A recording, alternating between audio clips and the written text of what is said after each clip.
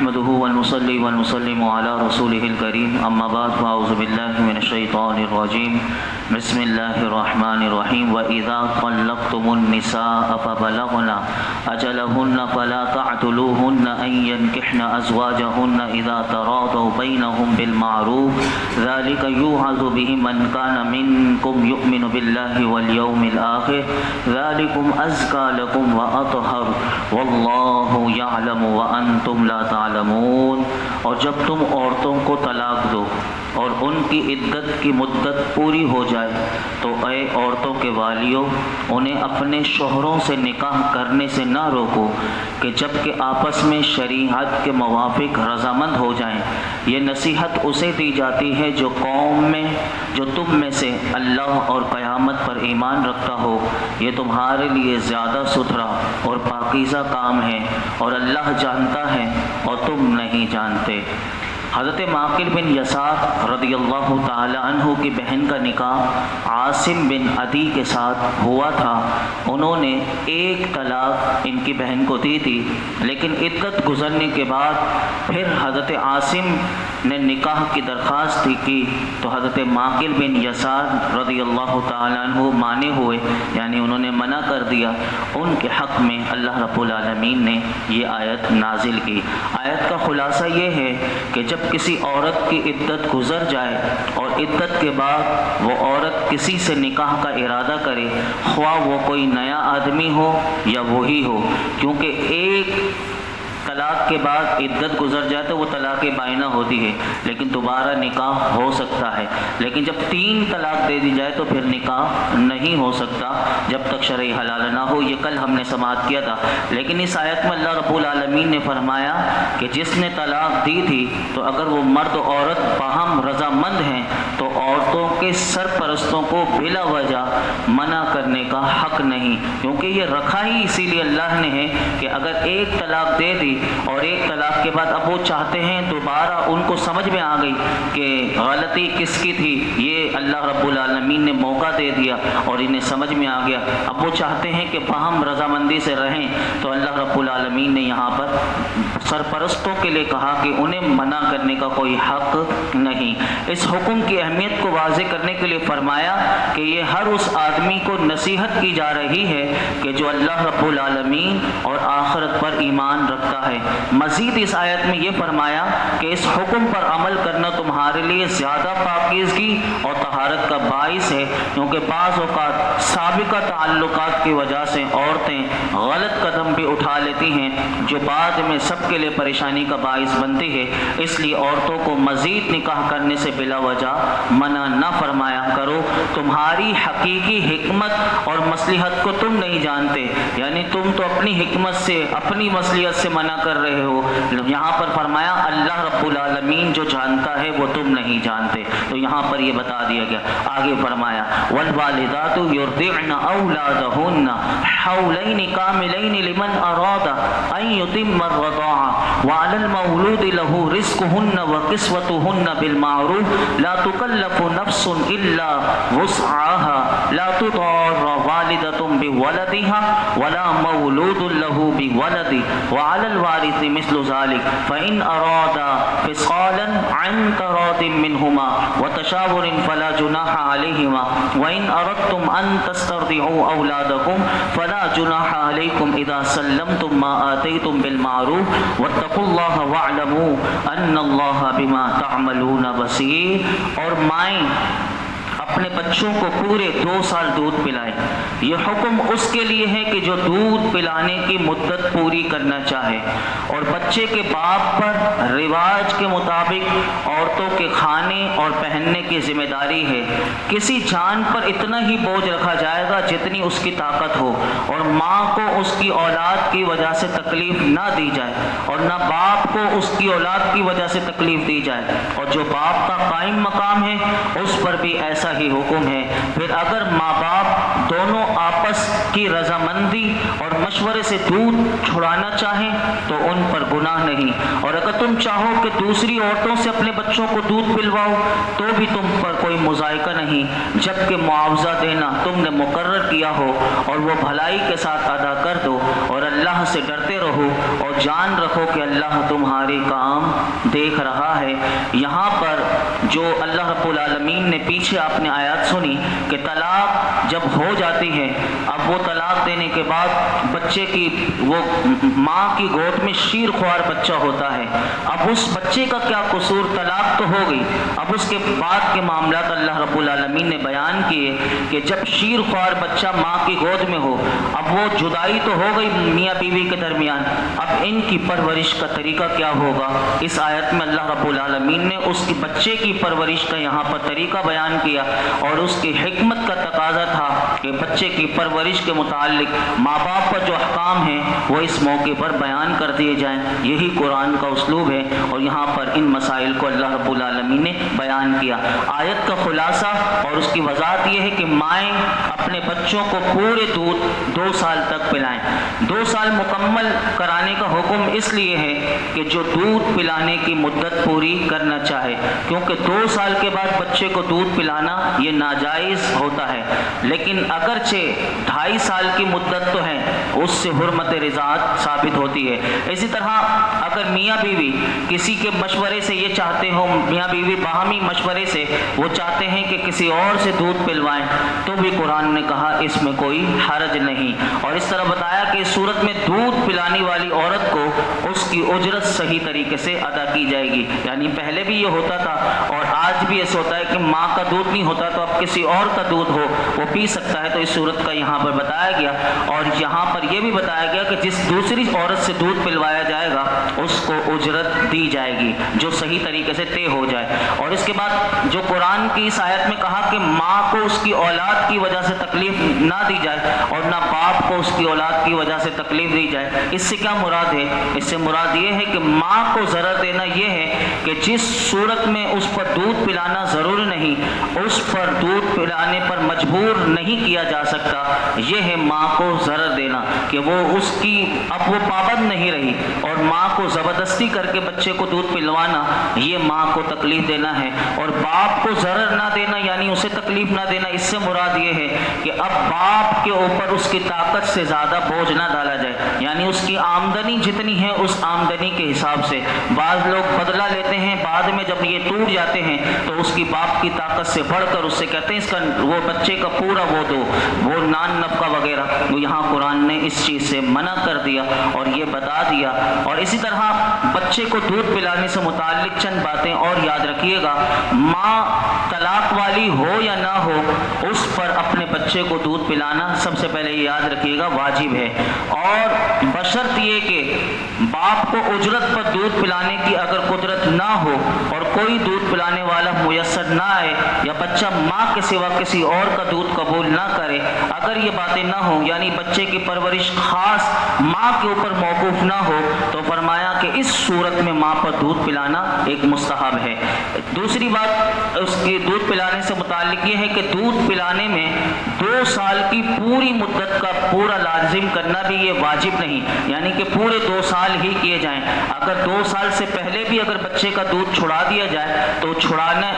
جائز ہے، لیکن اگر چھڑانے میں خطرہ ہو تو پھر پورا کیا جائے گا۔ اسی طرح تیسری بات یہ یاد رکھنی چاہیے کہ بچے کی پرورش اور اس کو دودھ پلوانا یہ باپ کے اوپر اس کے ذمہ واجب ہے، اس کے لیے وہ دودھ پلانے والی مقرر کرے، لیکن اگر ماں اپنی رغبت سے اگر بچے کو خود دودھ پلانا چاہے تو وہ یہ مستحب عمل ہے، وہ پلا سکتی ہے، کیونکہ یہ طلاق کی صورت میں ماں کہتی میں نہیں پلاتی، بچے کو بھی سنبھالو، لیکن رغبت سے اگر وہ صرف ایک معصوم دیکھ کر کے یہ بچہ ہی ہے تو وہ پلا دے تو یہ مستحب ہے۔ اسی طرح چوتھی بات جو علماء نے لکھی وہ یہ لکھی کہ شوہر اپنی بیوی کو بچے کے دودھ پلانے کے لیے مجبور نہیں کر سکتا، اور نہ عورت شوہر سے بچے کے دودھ پلانے کی اجرت طلب کر سکتی ہے جب تک کہ اس کے نکاح یا عدت میں رہے۔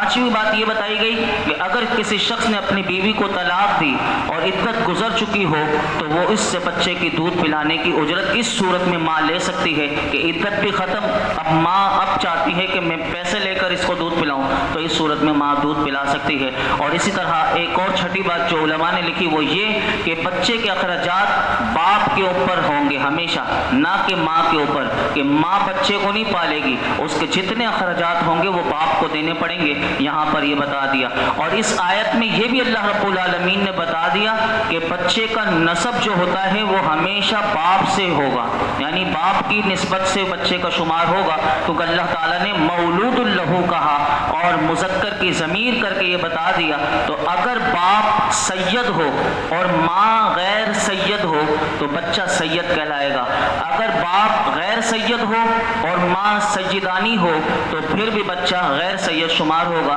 اس بات کو یاد رکھیے گا۔ اور اسی طرح آگے اللہ رب العالمین نے فرمایا والذین یتوفون منکم ویذرون ازواجا یتربصن بانفسہن اربعۃ اشہر وعشرا فاذا بلغن اجلہن فلا جناح علیکم فیما فعلن فی انفسہن بالمعروف واللہ بما تعملون خبیر۔ اور تم میں سے جو مر جائیں اور بیویاں چھوڑیں تو وہ بیویاں 4 مہینے اور 10 دن اپنے آپ کو روکے رہیں، جب وہ اپنی اختتامی مدت کو پہنچ جائیں تو اے والیوں تم پر اس کام میں کوئی حرج نہیں جو عورتیں اپنے معاملے میں شریعت کے مطابق کر لیں اور اللہ تمہارے کاموں سے خبردار ہیں۔ یہاں پر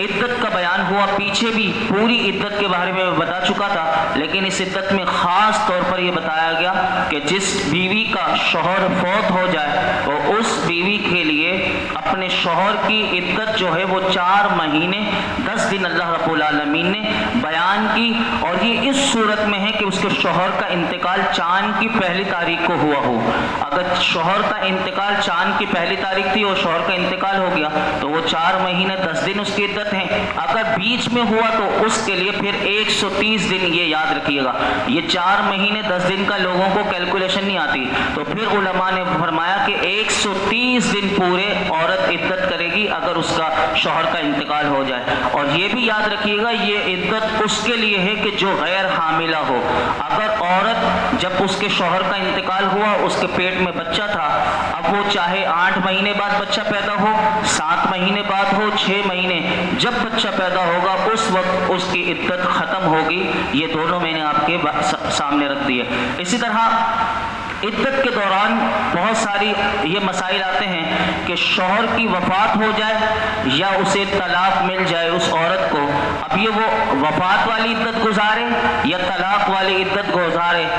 اس دوران عورت نہ گھر سے باہر نکل سکتی ہے اور نہ بناؤ سنگھار کر سکتی ہے، وہ خواہ زیور سے ہو یا رنگین یا ریشمی کپڑوں سے ہو یا خوشبو وغیرہ لگانے سے ہو یا مہندی وغیرہ لگانے سے ہو، عدت کے دوران یہ عورت کے لیے منع ہے۔ اگر کوئی عورت عدت کی پابندیوں کو پوری نہ کرے تو جو گھر کا سرپرست ہے علماء نے کہا کہ اس کے لیے لازم ہے کہ وہ اس کی عدت صحیح طریقے سے پوری کروائے اور ان چیزوں سے اسے روکے، اگر وہ نہ روکے گا تو یہ شخص جو گھر کا بڑا ہے یہ بھی گناہگار ہوگا۔ دوسری بات یاد رکھیے گا کہ جو عورت جس کو 1 طلاق ہوئی ہو یا 2 طلاقیں ہوئی ہو اسے طلاق رجعی کہتے ہیں، اس دوران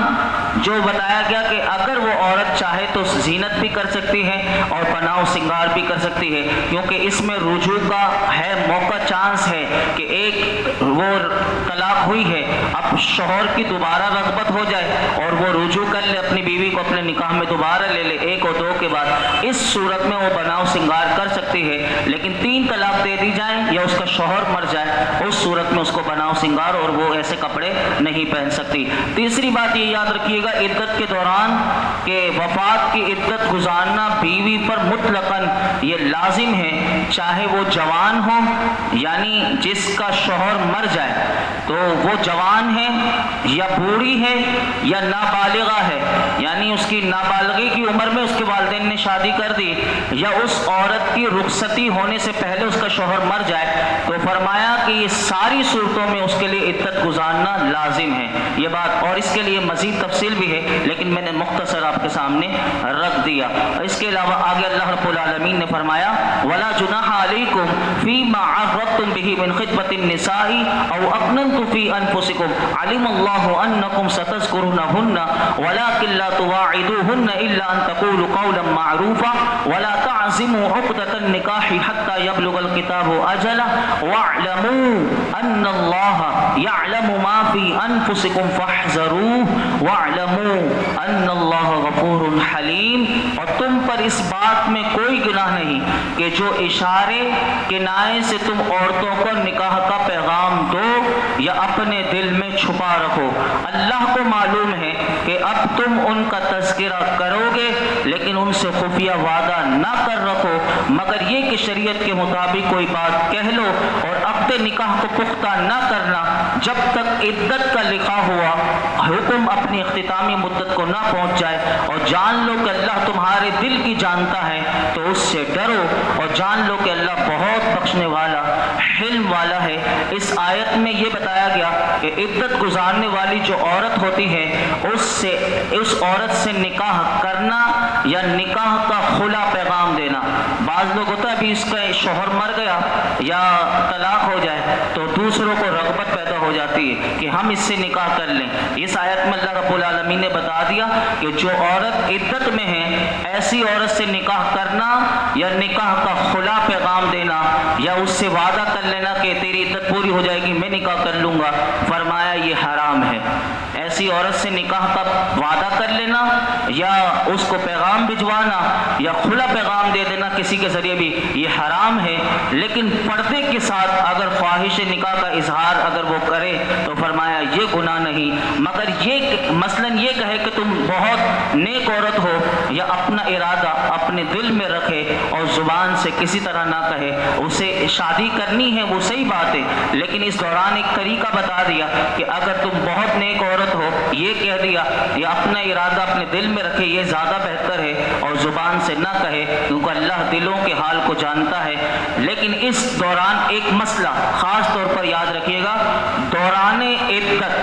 بعض گھرانوں میں آج ایسا ہو رہا ہے کہ وہ عدت کرواتے نہیں اور نکاح کر دیتے ہیں، تو یہ یاد رکھیے گا دوران عدت یہ نکاح حرام ہے، یہ نکاح ہوگا ہی نہیں، اور جو اسے حلال سمجھے